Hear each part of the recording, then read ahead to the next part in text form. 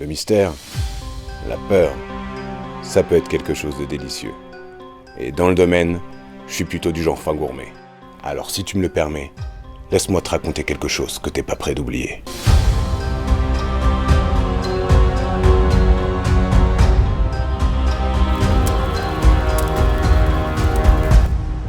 Paris, la Tour Eiffel. Strasbourg, sa cathédrale. Et Besançon, la citadelle évidemment.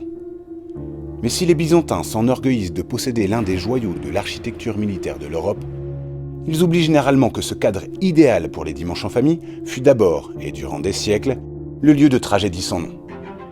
Car si l'endroit offre désormais toutes les commodités du monde moderne, il fut, durant la majeure partie de son histoire, une épouvantable prison où la police du roi enferma les pires criminels du royaume.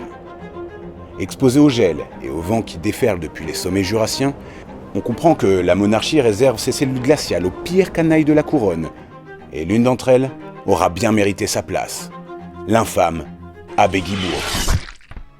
Laisse-moi faire les présentations. Nous sommes alors sous le règne du roi Soleil, et rien n'importe davantage que les faveurs du monarque. Or, Guibourg, abbé sans foi et fort méchant homme, assure à certaines grandes dames de la cour qu'il détient le pouvoir de leur garantir le succès à Versailles. Mais à quel prix ? Car les méthodes du bonhomme sont proprement épouvantables.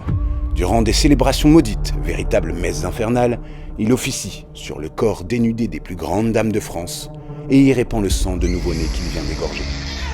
L'une de ses plus éminentes clientes n'est autre que la favorite du roi, Madame de Montespan. La police, avertie, entre en action sur ce qu'on appellera l'affaire des poisons. Guibourg et bon nombre de ses complices sont donc expédiés à Besançon. C'est là que pendant 3 ans, l'ignoble criminel, âgé de 70 ans, va passer les derniers moments de son existence. Le froid, la pestilence et la solitude renverront enfin cette âme damnée en enfer en 1686. Alors, tu y crois cette histoire ?